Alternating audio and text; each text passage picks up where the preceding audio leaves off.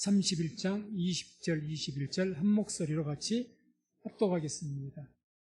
히스기야가 온 유다에 이같이 행하되 그 하나님 여호와 보시기에 선과 정의와 진실함으로 행하였으니 무릇 그 행하는 모든 일 곧 하나님의 전에 수정되는 일이나 율법에나 계명에나 그 하나님을 구하고 일심으로 행하여 형통하였더라. 아멘. 말씀을 중심으로 해서 여호와 보시기에 진실한 자 히스기야, 이런 제목으로 말씀을 선포하도록 하겠습니다. 말씀 듣기 전에 또 믿음으로 함께 고백합니다. 하나님의 때가 되었습니다. 네, 하나님의 구원을 바라봅시다. 네, 하나님의 구원을 바라봅시다. 하나님의 구원의 때가 되었습니다. 믿음으로 하나님의 구원을 보시고 하나님께 영광 돌리는 귀한 은혜가 있기를 주의 이름으로 축복합니다. 오늘 말씀은 하나님 입장에서 보시기에 히스기야를 진실하게 보았다. 그래서 그 하나님 보시기에 진실한 이 히스기야 왕에게 하나님께서 은혜와 복을 주셨다. 이런 말씀이라고 할 수가 있습니다. 그래서 20절에 이렇게 말씀합니다. 히스기야가 온 유다에 이같이 행하되 그 하나님 여호와 보시기에 선과 정의와 진실함으로 행하였으니, 하나님 보시기에 선과 정의와 진실함으로 행하였다. 하나님께서 보시기에, 여호와께서 보시기에 여기에 방점을 좀 찍어두시기 바랍니다. 사람이 보기에 그렇지 않습니다. 하나님 보시기에 좋은 것이 사람 보기에는 안 좋을 수가 있습니다. 29장 2절에도 보면 이런 말씀이 나옵니다. 히스기야가 그 조상 다윗의 모든 행위와 같이 여호와 보시기에 정직히 행하여, 여호와 보시기에 정직히 행하였다. 하나님께 인정받은 모든 죄의 종들은 하나님 보시기에 정직하고 진실한 사람들입니다. 사람들 보기에 그렇다는 게 아닙니다. 사람들의 기준과 하나님의 생각과 사람의 생각은 많이 다르기 때문에 다를 수가 있습니다. 다를 수가 있어요. 그래서 무엇보다 오늘 이 말씀은 히스기야를 어떻게 지금 평가하시느냐, 많은 하나님 보시기에 선한 일을 한 거죠. 그래서 생각을 한번 해봅시다. 당시에 자기 아버지가 아하스 왕이었어요. 아주 악한 왕입니다. 16년간을 우상 숭배하면서 심지어는 다메섹이라는 그런 이방의 나라에 가서 우상의 그 상을 설계도로 그려가지고 와가지고 우상을 성전할 때 세운 사람이 아하스입니다. 그러니 왕이 그러하니 그 왕과 그 왕 대신들 또 우상 숭배하는 자들은 얼마나 그 조정에 득실거렸겠습니까? 어찌됐든 이 아하스는 정치적인 평가로 본다면 다메섹과 이방과 화평을 이루고 우상 숭배하면서도 큰 문제는 일으키지 않았습니다. 사람 보기에는 좋은 게 좋은 것이니 왕이 하나님에 대한, 하나님께서 보시기에 좋지 않든지 어쩌고 그걸 떠나서 나라에 큰 문제는 일으키지 않았습니다. 사람 보기에는 별 문제가 없다는 이야기죠. 그러나 하나님 보시기에는 심각한 문제가 있었습니다. 우리가 성경을 보게 되면 열왕기상, 열왕기하를 보게 되면 이제 이스라엘 유대의 역대 왕들이 나오는데 유대에서는 가장 악한 왕이 므낫세와 아하스, 이스라엘은 아합 왕, 이렇게 나옵니다. 가장 악한 왕들이죠. 그런데요, 정치적인 행보를 보게 되면요, 오히려 인간적으로 보면 더 정치적인 능력이 탁월한 사람들입니다. 이방 나라들과 잘 연합을 했고요, 때로는 영토 확장을 했고요, 정치적인 평가로는, 사람의 정치적인 평가로는 더 나을 수가 있다는 이야기입니다. 지금 히스기야가 하는 이 행위는 평지풍파를 일으킨 겁니다. 16년 이상을 그 이전에도 우상숭배를 했으니까 가장 악한 때가 야하스였고 계속해서 우상숭배를 하면서도 그냥 그렇게 평안하게 살아왔는데, 평안하게 살아왔습니다. 그런데 히스기야가 느닷없이 종교 개혁을 일으키면서 평지풍파를 일으킨 거예요. 그렇죠? 뒤집은 겁니다. 그런데 그런 일들을 이 일을 하면서 어찌 생각 한번 해보세요. 대신들, 조정 대신들이 전부 다 우상숭배와 연관된 사람들이 있는데 그들을 숙청하지 않고 제어할 자들 제어하지 않고 정치적 히스기야가 정치적인 생명을 걸지 않고 싸우지 않고 그걸 개혁할 수가 있겠습니까? 없는 거죠. 그래서 히스기야 입장에서는 일반 백성들 입장에서는 평지풍파를 일으킨 것이고 히스기야 입장에서는 자기의 정치적인 생명을 걸고 하는 일입니다. 그런 모든 일들 사람 보기에는 별로 불편하게 보였고 왜 저런 일 평지풍파를 일으키나? 좋은 것이 좋은 것이지. 그냥 이대로 살아왔던 것 자기 아버지가 그랬는데 그대로 살면 될 일이지. 무슨 종교 개혁을 한다고 이 모두 업어치우고 난린가. 우리가 성경 오늘 이 역기야 29장에서부터 쭉 한번 읽어보세요. 얼마나 히스기야가 나라를 뒤집어놨는가. 뒤집었습니다. 어쨌든 히스기야는 사람이 보는 것보다 하나님 보시기에 정직히 행한 그러한 주의 종이었습니다. 우리들도 히스기야와 같이 또는 훌륭한 주의 종들과 같이 백성들과 같이 사람의 보기에 좋게 행하는 것보다 하나님 보시기에 좋게 행하는 정직하게 행하는 저와 우리 모든 성도님 되시기를 주의 이름으로 축원을 드립니다. 그래서 히스기야가 어떻게 하나님 보시기에 정직히 행하였다고 하는데 어떤 마음을 가지고 어떻게 했는가 21절에가 또 그 답이 나옵니다. 21절 보면 그릇 무릇 그 행하는 모든 일 곧 하나님의 전에 수정드는 일이나 율법에나 계명에나 그 하나님을 구하고 일심으로 행하여 형통하였더라. 여기서 히스기야가 하나님 보시기에 정직히 행하였는데 그 정직하게 행하는 그 모든 행동의 내용을 보게 되면 두 가지로 말할 수가 있습니다. 먼저 하나님을 구했다는 겁니다. 먼저 하나님을 구했기 때문에 먼저 그의 나라와 그의 의를 구하라. 이 말씀처럼 먼저 하나님을 구했기 때문에 하나님 보시기에 오는 겁니다. 오늘날 정치인들처럼 예수를 믿고 하나님 믿어도 먼저 표를 원하고 먼저 사람들을 보면 그것은 정치에서는 많은 표를 얻어서 당선될지는 몰라도 하나님 보시기에는 정직한 것이 아닙니다. 그런데 이 히스기야는 먼저 하나님을 본 겁니다. 그래서 29장 3절에서 5절 보면 이런 말씀이 나옵니다. 원년 정월에 여호와의 전 문들을 열고 수리하고 제사장들과 레위 사람들을 동편 광장에 모으고 저희에게 이르되 레위 사람들아 내 말을 들으라. 이제 너희는 성결케 하고 또 너희 열조의 하나님 여호와의 전을 성결케 하여 그 더러운 것을 성소에서 없이하라. 16년간 최소한입니다. 최소한 16년간 성전문이 폐해졌습니다. 닫았어요. 오히려 성전문은 닫고 그 성전 마당에다가 우상을 세워놓고 하나님의 법궤를 뒤로 해놓고 우상 숭배자들이 그 태양상을 향하여서 우상 숭배했던 자들이 아하스와 그 작당들입니다. 최소한 16년간 성전문이 닫혔어요. 그 문을 열고 다시 성전을 깨끗게 한 겁니다. 이게 말로만 우리가 성경에 읽기는 쉽지만 히스기야 왕 입장에서 그 정치적 상황에서 이렇게 하는 것은 정말 어려운 일입니다. 25세의 나이에 즉위했습니다. 정말 어려운 일이에요. 아하스가 철권 통치를 했는데 그 대신들 또한 힘이 상당했을 겁니다. 여기에 그냥 고분고분했겠습니까?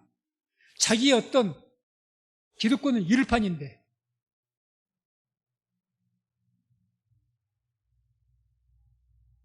또한 말씀에는 이 히스기야가 어떤 마음가짐을 가지고 정직하게 행했다고 말씀하느냐. 그 하나님을 구하고 21절에 일심으로 행하여 라는 거예요. 일심으로.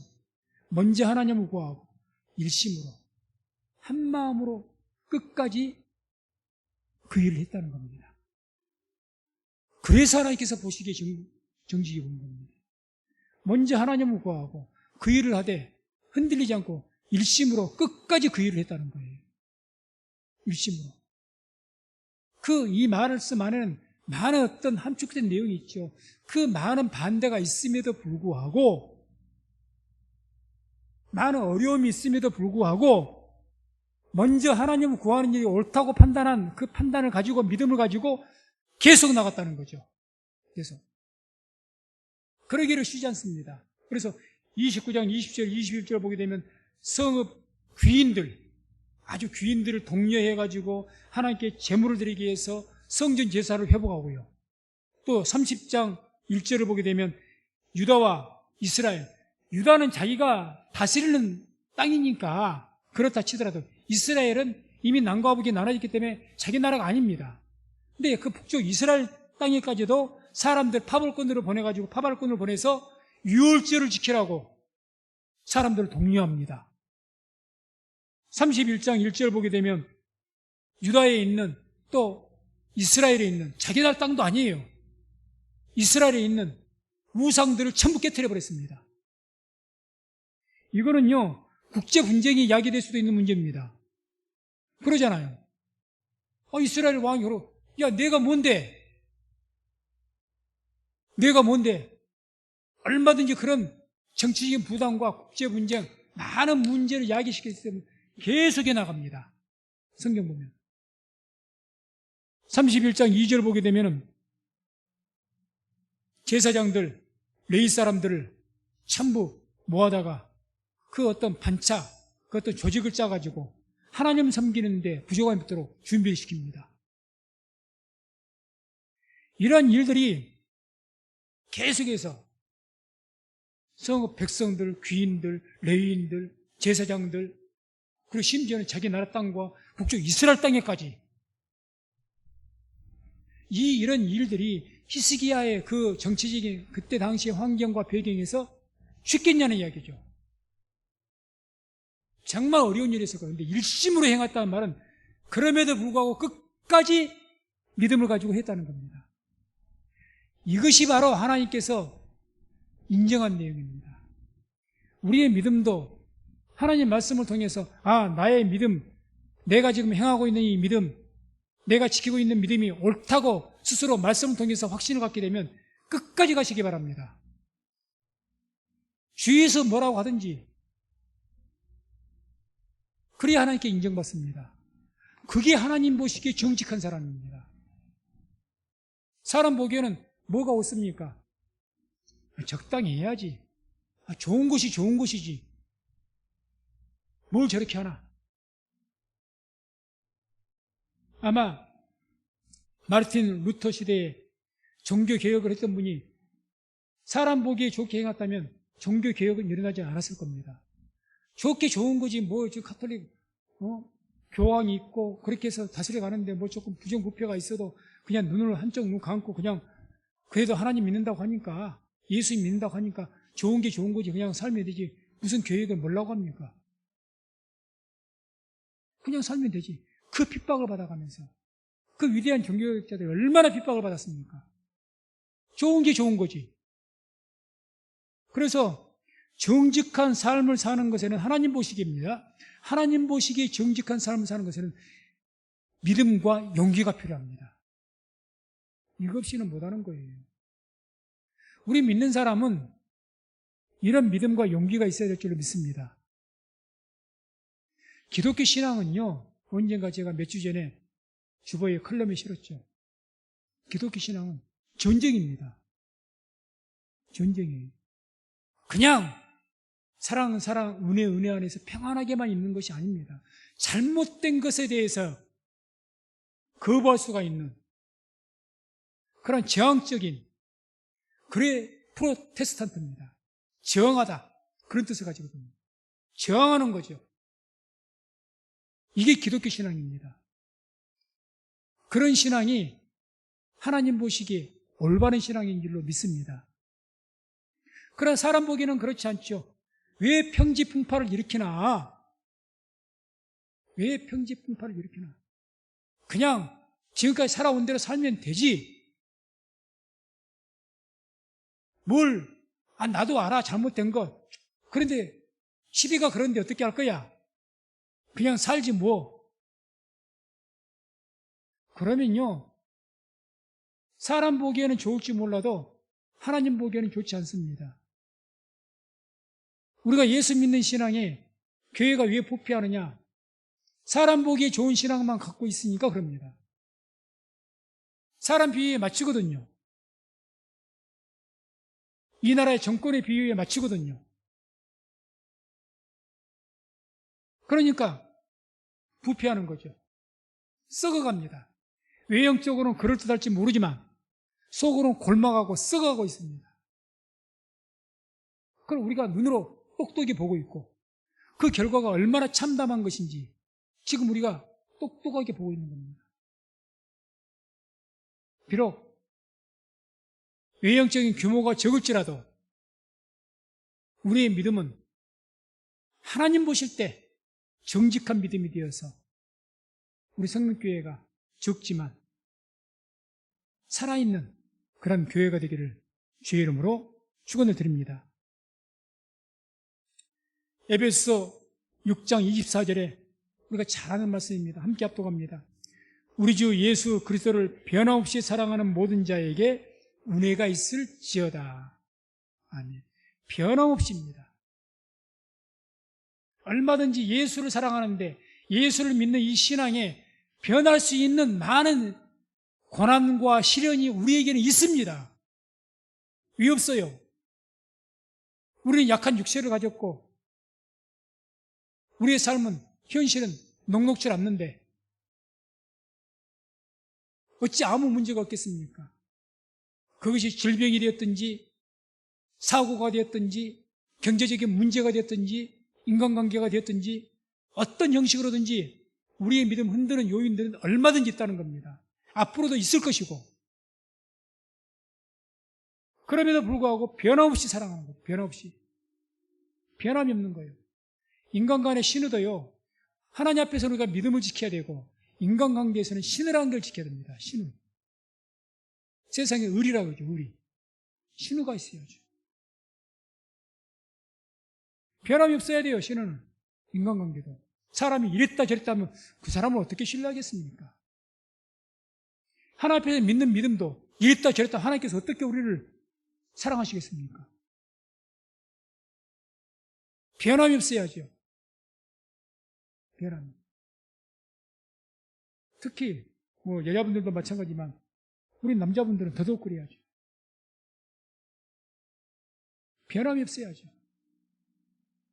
조금 좋게 해주면 좋다 하고 조금 어려우면 그냥 돌아서고 그렇게 해서 하나님의 은혜가 임하지 않습니다. 예수 그리스도를 변함없이 사랑하는 모든 자에게 은혜가 있었죠. 이 말씀대로 히스기야에게 변함없이 주님을 사랑하니까 일심으로 행하니까 먼저 하나님을 구하고 일심으로 한다는 거죠. 일심으로. 여러 가지 방해를 부딪혔고 어려움을 겪고 심지어 자기의 정체적인 생명까지 위험에도 위협을 받아도 자기의 생명도 보장 못할 수가 있는 거죠. 누가 암살하고 독살할지 어떻게 알겠습니까? 그럼에도 불구하고 흔들리지 않고 일심으로 행했다는 거죠. 그것이 하나님 보시기에 옳게 보이는 겁니다. 그 결과 하나님은 은혜를 입었죠. 그 은혜를 입은 내용이 바로 다시 21절 보면 무릇 그 행하는 모든 일 곧 하나님의 전에 수정되는 일이나 율법에나 계명에나 그 하나님을 구하고 일심으로 행하여 어떻게 하였더라? 형통하였더라. 형통하였다. 형통했단 말이 나옵니다. 다니엘도 형통했다 그러죠. 그 삶. 그것도 새 황제 시대를 거쳐서 제국이 바뀌는, 황제가 바뀌고 제국이 바뀌었는데, 바벨론 제국에서 바사 제국으로 바뀌었는데, 바벨론 제국 2대 황제까지 모시고 다니엘이 제국이 바뀌었는데 바사 황제도 모셨습니다. 새 황제를 제국을 그렇게 해서 형통한 사람이 다니엘입니다. 왜 그러겠습니까? 하나님 보시기에 정직하게 행했거든요.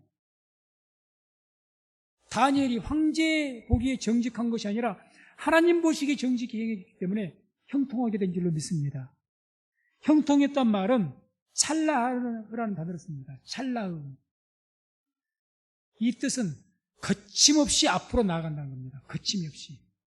아무 앞에 걸림돌이 없다는 것이 아니라 앞에 걸림돌이 있어도 그것을 헤치고 나아간다는 겁니다. 세빙선 아시죠? 세빙선. 얼음을 깨뜨리고 나아가는, 북극이나 남극 그 차가운 나라에 그 바다에 얼음이 있으면 얼음을 깨뜨리고 나가는 배. 세빙선과 같이 앞에 얼음 빙산이 있어도 그걸 깨뜨리고 앞으로 나가는 것이 세빙선입니다. 그것같이 찰나라는 것은 아무 어려움이 없고 그냥 평안해, 그 이야기가 아니고요. 모든 것이 그냥 아무 문제 잘 돼, 이 말이 형통이 아닙니다. 본 뜻이. 그냥 앞에 어떤 걸림돌이 많이 있어도 거침없이 그걸 헤치고 나간다는 거죠. 그런 형통이 있기를 주의 이름으로 축원드립니다. 그런 형통이 있어요. 하나님께서 어떻게 히스기야를 형통케 하셨는가? 자, 지금 16년간 이상을 성전문을 닫았고 하나님에 대한 신앙이 없어졌습니다. 하나님에 대한 제사가 없어졌습니다. 레위인들도 터져버렸고, 그래서 다시 레위인들을 모아서 그들을 다시 성결케 하고 세우고, 29장부터 읽어보세요. 제사장들 다시 모아서 세우고, 성읍 귀인들 다 모아다가 하나님께 제사드리게 만들고, 제사장들, 레위인들 전부 반차를 정해다가 돌아가면서 하나님 성전을 섬기게 만들고, 유다 땅, 자기 나라 땅뿐만 아니라 이스라엘까지 유월절을 지켜라 이렇게 말하면서 계속해서 하나님에 대한 신앙으로 회개하라고 돌아오고 이야기하고, 우상을 갖다가 자기 나라에 있는 우상뿐만 아니라 이스라엘에 있는 나라의 우상까지 전부 파괴하고, 이런 일을 할 때에 많은 어려움과 반대가 있었을 겁니다. 이것에 어떻게 하나님께 형통케 하셨을까요? 그 첫 번째가 하나님께서 사라의 마음을 감동시켜 줬습니다. 그게 30장 12절에 나옵니다. 30장 12절에 함께 합독합니다. 하나님이 또한 유다 사람들을 감동시키사 저희로 왕과 방백들이 여호와의 말씀대로 전한 명령을 일심으로 준행하게 하셨더라. 아멘. 어떻게 했다고요? 하나님이 또한 유다 사람들을 감동시키사. 하나님께서 감동시킨다는 거죠. 하나님께서 하나님 보시기에 정직한 자를 어떻게 형통케 하시느냐? 많은 사람들 하나님께 앞에 정직하려고 하다 보니 많은 반대를 부딪히고 많은 문제가 일어나는데, 하나님께 형통케 하신 방법이 어떠하느냐? 하나님께서 그 사람들의 마음을 감동을 시켰다는 겁니다. 그래서 히스기야 말에 순종하게 만들고 그 일을 돕게 하는 겁니다. 하나님 보시기에 정직한 자는 그러한 형통이 있는 줄로 믿습니다. 하나님 보시기에 정직하게 살아가십시오. 사람의 눈에 보기에 사람 눈앞에 벌벌 떨지 말고 하나님 보시기에 정직하게 행하라는 겁니다. 그러면요, 내 삶 속에 결코 반대가 없는 게 아닙니다. 하나님 보시기에 정직하게 살면 반드시 문제 부딪힙니다. 100%입니다. 문제가 부딪힐지라도 그 문제 가운데서 하나님께서 사람들을 감동시켜서 나에게 돕는 자를 보내실 것이고 길을 열어주실 줄로 믿습니다. 감동을 시켜서 풀어주신다는 겁니다. 이게 형통한 겁니다. 그렇게 하셨다는 거예요. 그렇게. 두 번째로 하나님께서 히스기야를 형통케 하신 것, 하나님 앞에 정직히 행하는 자들의 기도를 들어주십니다. 기도를 들으셨다. 30장 27절 봅니다. 함께 합독합니다. 그때에 제사장들과 레위 사람들이 일어나서 백성을 위하여 축복하였으니 그 소리가 들으신 바 되고 그 기도가 여호와의 거룩한 처소 하늘에 상달하였더라. 아멘. 이때 제사장들, 레위 사람들, 백성들, 이 사람들 다 이제 히스기야의 그 충고를 듣고 회개하고 사람 보기에 정직히 한 것이 아니라 하나님 보시기에 이제 정직히 행한 겁니다. 다시 하나님을 예배하기 시작, 제사 드리기 시작했어요. 그렇게 해서 제사장들, 레위인들이 백성들을 위해서 축복하여서 기도하니 그 기도를 하나님께 들으셨다는 이야기입니다. 오늘날도 마찬가지입니다. 우리에게 하나님 보시기에 선하게, 하나님 보시기에 정직하게 행한 사람들에게 어떤 복을 주시느냐? 기도를 들어주십니다. 즉시로 들으십니다. 바꿔서 생각해 봅시다. 하나님 보시기에 정직하게 살지 않는데 기도를 들으시겠습니까? 쉽지 않습니다. 쉽지 않습니다. 하나님 보시기에 정직하지 않는데, 하나님 보시기에 진실하지 않는데, 사람 보기에는 진실할지 몰라도, 사람 보기에는 좋을지 몰라도, 하나님 보시기에 좋지 않는데, 하나님께서 우리의 기도를 들으실까요? 쉽지 않을 겁니다. 그러나 우리가 믿음 가지고 어려움에도 불구하고 하나님 보시기에 정직히 행하면 반드시 그가 구하는 대로 그 기도대로 들어줄 줄로 믿습니다. 반드시 들으십니다.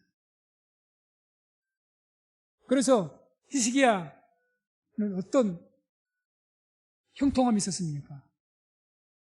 히스기야가 이제는 하나님 은혜 가운데 나라를 다 평정을 하고 평안한 가운데 살다가 조금 교만했어요. 그러다가 하나님께 징계를 받았습니다. 죽을 병이 든 거예요. 그 내용이 열왕기야 20장 4절에서 6절까지 나옵니다. 제가 읽어드리면 이사야가 성읍 가운데까지도 이르기 전에 여호와의 말씀이 저에게 임하여 가라사대 너는 돌아가서 내 백성의 주권자 히스기야에게 이르기를 왕의 조상 다윗의 하나님 여호와의 말씀이 내가 내 기도를 들었고 내 눈물을 보았노라. 내가 너를 낫게 하리니 내가 3일 만에 여호와의 전에 올라가겠고 내가 내 날을 15년을 더할 것이며 내가 너와 이 성을 아수르 왕의 손에서 구원하고 내가 나를 위하고 또 내 종 다윗을 위함으로 이 성을 보호하리라 하셨다라. 아멘. 주님께서 히스기야가 교만하니까 이사야 선지자를 보냈습니다. 뭐라고 하면 너 하나님께서 진노하셔서 당신 곧 죽을 것입니다. 선언했어요. 그래서 히스기야가 열왕기하를 보게 되면 벽면을 향하여서 통곡하며 기도하죠. 하나님, 이전에 제가 주 앞에서 성심으로 하나님 보시기에 정직히 행했던 것을 기억해 주십시오. 옛날에라도 지금은 죄를 지었지만 이전에 그래도 하나님을 성실하게 믿고 하나님 이름으로 주의를 했지 않습니까? 그리고 자기가 불쌍히 여겨달라고 간절히 기도하니 이사야가 그런 사형 선고를 내리고 시험 판정을 내리고 돌아서서 나오는 그 성읍에 나오기도 대문을 통과하기도 전에 하나님의 말씀이 이사야에게 임한 겁니다. 다시 히스기야로 가라. 내가 너의 기도를 들었다. 내가 너를 낫게 하겠다. 3일 만에 네가 다시 하나님의 성전에 올라가서 제사를 드릴 수가 있을 것이다. 15년을 생명을 더 연장해 주겠다. 이렇게 하신다는 거죠. 바로 이런 형통을 말하는 겁니다. 히스기야가 그런 형통이 있는 거예요. 그러니 히스기야가 하나님 보시기에 정직히 행하였기 때문에 그의 기도를 들으신 겁니다. 비록 죄를 지었을지라도 회개하니 즉시로 들으신 거죠. 즉시 들으신 거죠. 가서 말하고 나와서 성읍을 빠져나가기도 전에 말씀이 응답이 임했으니까. 이러한 은혜가 있기를 주의 이름으로 축원을 드립니다. 이래야죠. 어찌 우리가 하나님 앞에서 믿음을 그래도 지킨다고 살아가도 어찌 전혀 범죄치 않고 살 수가 있겠습니까? 그러나 우리가 주님 보시기에 정직한 삶을 살아가면 비록 삶 중에서 이러저런 죄를 지었을지라도 하나님 앞에 회개하고 기도하면 그 기도를 즉시 들으시고 우리의 문제를 해결하시고 구원해 주실 줄로 믿습니다. 그게 형통한 삶입니다. 형통은 오해하지 마십시오. 그냥 무조건 잘 되고 잘 되고 잘 되는 것이 형통이 아닙니다. 오늘 말씀과 같이 어떤 문제가 있어도 거침없이 그 문제를 이겨나갈 힘을 주시든지, 사람을 감동시켜 주시든지, 협력자를 보내시든지, 나를 강하게 하시든지 그 문제를 이기게 하시고, 또 내가 서로 범죄해서 하나님의 징계를 받을지라도 회개하고 돌아서면 모든 문제 해결하시고 구원해 주시는 그런 형통을 주신다고 약속하십니다. 우리 믿는 사람의 신앙이 그런 형통이 되어야 됩니다. 그런 형통. 밑도 끝도 없이 그냥 무조건 우상 믿듯이 그냥 잘 되게 해 주시옵소서?